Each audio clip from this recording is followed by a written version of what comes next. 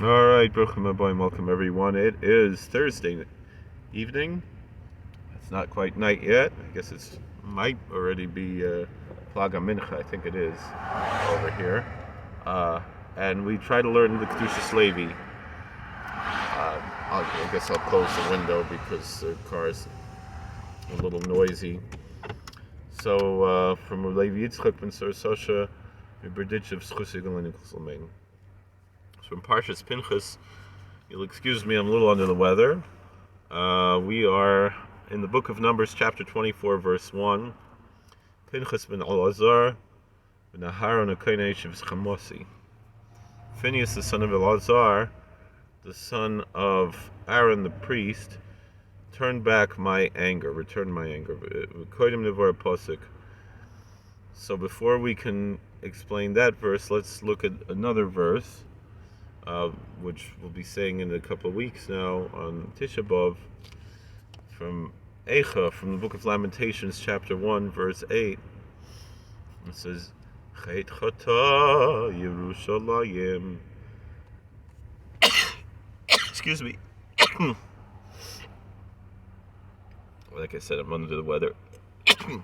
Al Kain Lanido Hayasa. Jerusalem committed a sin, and therefore she's become, the Hebrew word here is nida. There's two ways to translate this. Usually the word nida means a woman who has the impurity of menstruation, whether she is currently menstruating or she is she could be finished menstruating and not yet gone to the mikveh. A woman could be a Jewish woman, could be after menopause for many years. If she never went to the mikveh, subsequently she's still in the state of nida. She bears the impurity until she goes to the mikveh. Another translation, probably the more simple translation, is a wanderer. As far as the dikduk, as far as the grammar, it's probably more accurate, but nonetheless, we see the homiletical understanding that it means the impurity of menstruation.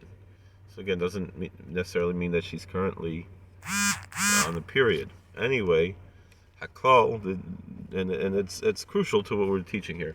Hakal, the general rule is as follows: It could be, God forbid, a human being commits some sin. Machmas taiva. Why? Because of lust.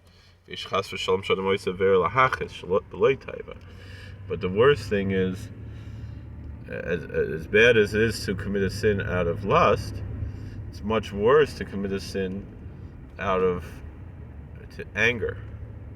That you just want to show God that that you're rebelling against God, to make God angry, so to speak, which is it doesn't really happen. God doesn't get affected by us. It's just hurting yourself. But it's that type of mentality that would cause a person to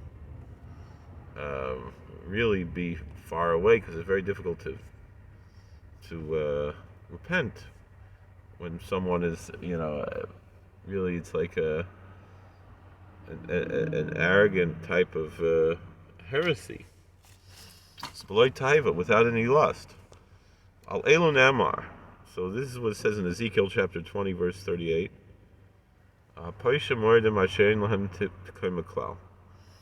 So concerning the ones who sin out of heresy, to show that they want to cause God anger, or they don't even believe, those are the sinners who are rebels, the sinners and the rebels that have no way of getting up at all. If someone sinned just out of lust, and not out of rebellion against God, and not out of heresy, so then he could get up. It's much easier to repent of a sin that is done out of lust than a sin that was done out of heresy and anger and rebellion. So Yerushalayim. that Jerusalem committed a sin. Yerushalayim chata chet machmas taiva. Jerusalem committed a sin because of lust. Zehu l'nida hayasa. That's why he says it's like a menstruant, or someone who has the impurity of menstruation. Ki l'nida yesh tahar b'mikvah. Mash ein kein b'chol ha'tumos. Now, a woman who is a nida, she is what's called an avatuma. She is herself what is called a father impurity. She's a source of impurity. Yet, the nida is unique among those the ones who are called the avatuma, because a woman who is a nida can go to the mikveh, and then she is purified, and she herself becomes pure. Even though while she's in a state of nida, she's a source of impurity and can defile others. Nonetheless, once she goes to mikveh, she is no longer impure. And there are no other things as the avatuma that has that same quality. I know sheretz, which are tumos. Meaning, if you have a sheretz means certain types of small animals, when they're dead, they impart impurity. Right? Shein la tuma atzma tahar b'mikvah. You could take a dead sheretz, right? Put it in the mikveh, it doesn't do anything. It's still tameh, right? So I have a home, a pet sheretz, a gecko. It's one of the shratzim, one of the shemona shratzim. She's alive, so there's no tumah there. But once she dies, not that it really makes any difference as far as tumah and tara. We don't have a base of mikdash. We're not keeping truma around or anything. So it's not like a sinful issue to touch the sheretz. But in any event, the sheretz, if this lizard will die, God forbid, before Mashiach comes, hope that she lives to see Mashiach, and then we can worry about tum and tara from this sheretz. But mimanav shach, a dead gecko or a dead whatever, a mouse, all these other shemona shratzim, the 8 animals that are mentioned in Leviticus, it doesn't do anything to put the sheretz in the mikveh. Aval nida shi'atzma tuma yesh latar b'mikveh. But the nida, the woman who had her period, when the period stops, nowadays we count 7 days. In the old days, it would have been enough to count 7 days from the beginning of the period, because we're strict, as if it was a zava. Anyway, either way, whether it's a nida or zava, once she goes to the mikveh, yesh latara mikveh, she's pure. V'hina yesh dam nida, dam leda, she tahara. And there's 2 types of blood. There's the blood of the nida, of the period blood, and then there's the blood of birth, childbirth, which is pure. The blood itself is pure, even though the woman still has tumah. Ki haklal, the general rule is like this: Hashem yisborach mashpia tamid chesed al Yisrael. God is always giving kindness unto the Israelites, unto the Jewish people. This is a cute little town here. I'm in northern New Jersey, rural northern New Jersey, Andover.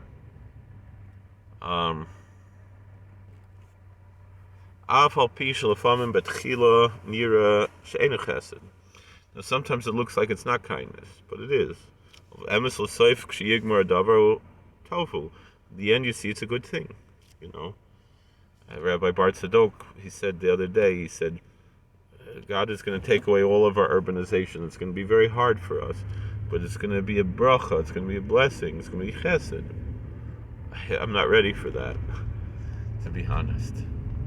And I live in a rural area, but I think when he says urbanization, he means like, being able to drive a car, being able to use a cell phone and things like that. I don't know. Maybe he doesn't mean that. I don't know.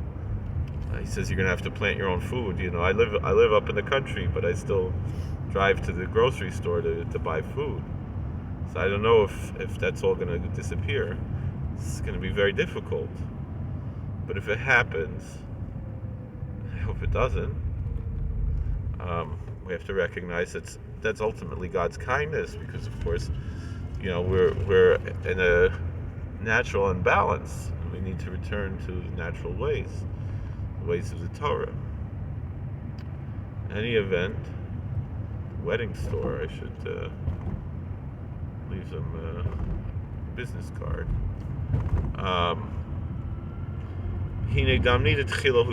Same thing. The blood of the period begins as impure. Because at the beginning it appears to be something that's not good. But childbirth, the hainu shnigmar adavar, that when that thing is completed, right? Because if you they're related to each other, right? What the nida is if the child isn't conceived, right? When a woman's pregnant, she doesn't usually have a period, right? The hainu shenigmar davar, that thing is finished, as a dam tahor, and then the blood is pure. K'shiyigmar nira shutov, because when it's completed, meaning that the uterus creates a baby, then it's a good thing. V'zeu remez, and this is what's hinted to. Pinchas and Elazar. Phineas, the son of Elazar. Heshev is chamasi. He turned back my anger. The hainu, it means she hera the ma shebetchila hu ma shebesof hakol chesed. He sees from the very beginning that which will be in the end, that everything is God's kindness. God bless. Please like, share, and subscribe, comment. We'll see you later. All right, love you.